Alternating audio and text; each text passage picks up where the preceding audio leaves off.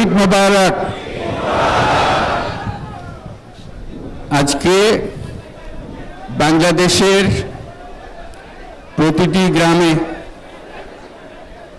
প্রতিটি বাজারে, প্রতিটি গঞ্জে, প্রতিটি শহরে ঈদের জামাত অনুষ্ঠিত হচ্ছে। আমরা জাতির পক্ষ থেকে জামাতে যারা যেখানে শরীক হয়েছেন তাদেরকে ঈদ মোবারক জানাচ্ছি। একটু জোরে বলেন, তারা যেন সবাই শুনতে পায়। যারা ঈদের জামাতে শরীক হবার সুযোগ পাননি তাদেরকেও আমরা ঈদ মোবারক জানাচ্ছি, সেটাও জোরে ঈদ মোবারক দেন। আমাদের মা বোনেরা, মহিলারা যারা ঘরে আছেন তাদেরকেও আমরা জাতির পক্ষ থেকে ঈদ মোবারক জানাচ্ছি। আমাদের প্রবাসী শ্রমিকরা যারা বিদেশে আছে, সারা বছর কষ্ট করেছে, আজকে হয়তো ঈদের জামাতে যেতে পারবেন কিংবা যেতে পারবেন না, কিন্তু জাতির পক্ষ থেকে আমরা তাদেরকেও ঈদ মোবারক জানাচ্ছি। যারা বাংলাদেশিরা আছেন পৃথিবীর বিভিন্ন দেশে,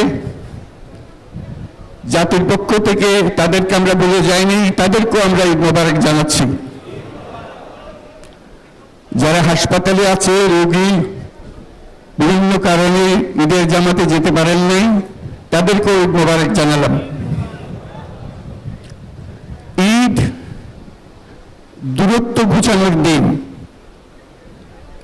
নৈকট্যের দিন, ভালোবাসার দিন।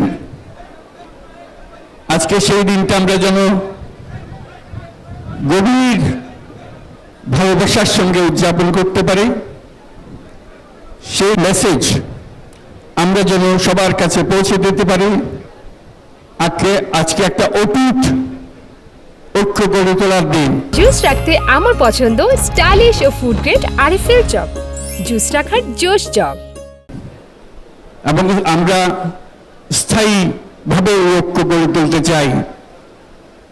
ঈদের জামাতের এটাই আমাদের কামনা। আমরা অবশ্যই যেন স্মরণ করি, আল্লাহর কাছে প্রার্থনা করি, আমাদের এই নতুন বাংলাদেশ গড়ার যারা সুযোগ দিয়েছে, যে বীর সন্তানরা আত্মাহুতি দিয়েছে,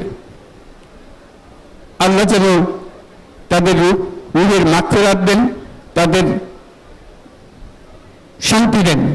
আমরা তাদের মোনাজাতে সেটা যেন আমরা অংশ রাখি। যারা আহত হয়েছেন, যারা স্বাভাবিক জীবন থেকে বিচ্যুত হয়ে গেছে, এই দেশের জন্য নিজেদের স্বাভাবিক জীবন ত্যাগ করতে যারা বাধ্য হয়েছে, তাদের স্বাভাবিক জীবন যাপনের ক্ষমতা দেওয়ার জন্য, রোগমুক্তির জন্য আল্লাহর কাছে যেন আমরা প্রার্থনা করি। আজকের দিনে আমরা প্রার্থনা করি, যেই নৈকট্য আজকের দিনে আমরা শুরু করলাম, এই নৈকট্য এবং এই ঐক্য জাতির জন্য যেন স্থায়ী হয়, আমরা যেন একটা ঐক্যবদ্ধ জাতি হিসেবে সামনে এগিয়ে যেতে পারি। যারা আত্মত্যাগ করেছেন, যারা নতুন বাংলাদেশের স্বপ্ন বাস্তবায়ন করার জন্য নিজের আত্মাহুতি দিয়েছেন, বেঁচে থাকলেও স্বাভাবিক জীবন যাপন করতে পারছেন না, তাদের স্মরণে আমরা যেন মোনাজাত করি আল্লাহর কাছে। আমরা অবশ্যই সেই স্বপ্ন বাস্তবায়ন করব। শত বাধা সত্ত্বেও, যত বাধাই আসুক, আমরা ঐক্যবদ্ধ জাতি হিসেবে এই নতুন বাংলাদেশ গঠন করব ইনশাআল্লাহ। এই মোনাজাতটা আপনারা সবাই মিলে একসঙ্গে করবেন। ধন্যবাদ সবাইকে। ঈদ মোবারক সবাইকে।